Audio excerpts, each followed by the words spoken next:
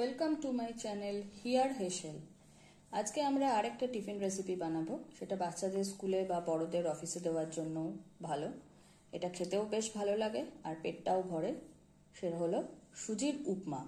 তো সুজির উপমা বানাতে আমাদের প্রথমে লাগছে একটু গাজর কুচি কুচি করে কেটে নিয়েছি, এটা ক্যাপসিকাম আর বিনস কিছু কুচি করে কেটে নিয়েছি, একটু কারি পাতা রেখেছি, আর এটা হলো কালো সর্ষে আর একটু কাঁচা লঙ্কা, এটা ফোড়নের জন্য।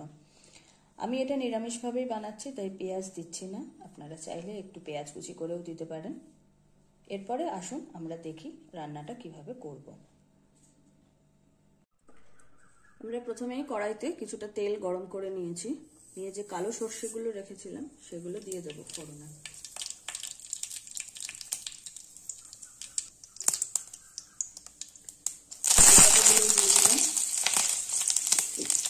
কাঁচা লঙ্কাটা রেখেছিলাম সেটাও ফোড়নে দিয়ে দিলাম।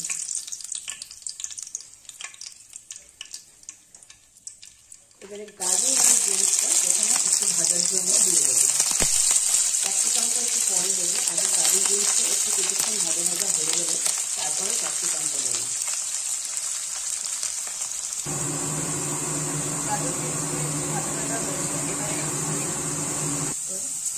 গাজর বিনসটা একটু ভাজা ভাজা হয়েছে, এবারে পরিমাণ মতন একটু নুন দিয়ে দেবো।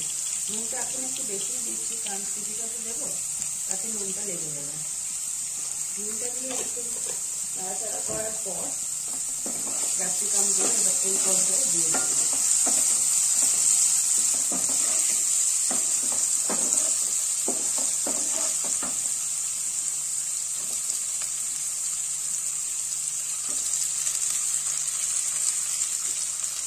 ক্যাপসিকামগুলো দিয়ে আবার কিছুক্ষণ ভাজা ভাজা করে নেব।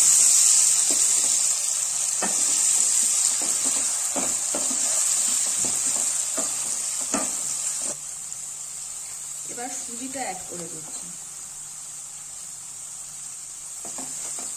সুজিটা দিয়ে ভালো করে মিশিয়ে নেব আর একটু কিছুক্ষণ ভেজেও নেব।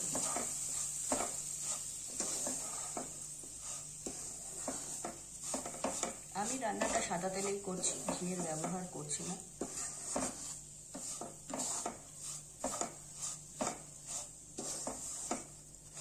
এইভাবে কিছুক্ষণ একটু লো ফ্লেমে নাড়িয়ে নাড়িয়ে ভেজে নিতে হবে।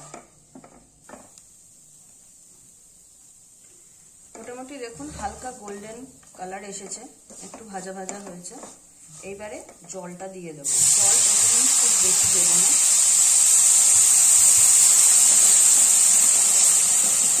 একদম লো ফ্লেমে ঢাকা দিয়ে রেখে দেবো, তাতে সুজিটাও ফুলবে আর সবজিটাও যেটুকুনি সেদ্ধ হওয়া বাকি আছে সেটাও ভালোভাবে সিদ্ধ হয়ে যাবে। একটুক্ষণ ঢাকা দিয়ে রাখার পরে আমরা দেখব যে আর জল লাগবে নাকি। যদি জল আর একটু লাগে তাহলে তখন আমরা একটু জল গরম করে দেব।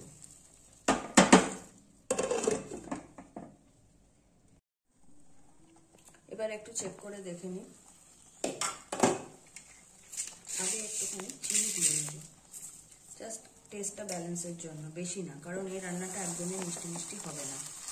আমার জল মোটামুটি পুরোটাই প্রায় টেনে নিয়েছে।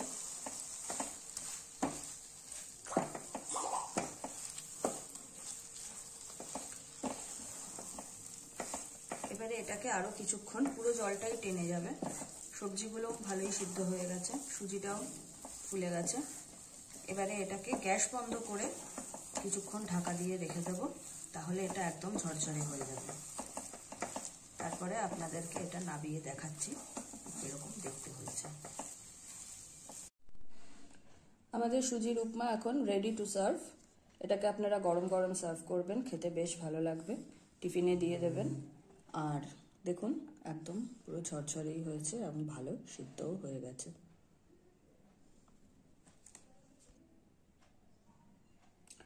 আমার চ্যানেলের রান্নাগুলো যদি আপনাদের ভালো লাগে তাহলে লাইক করবেন, শেয়ার করবেন, কমেন্ট করবেন আর চ্যানেলটিকে সাবস্ক্রাইব করবেন। ধন্যবাদ।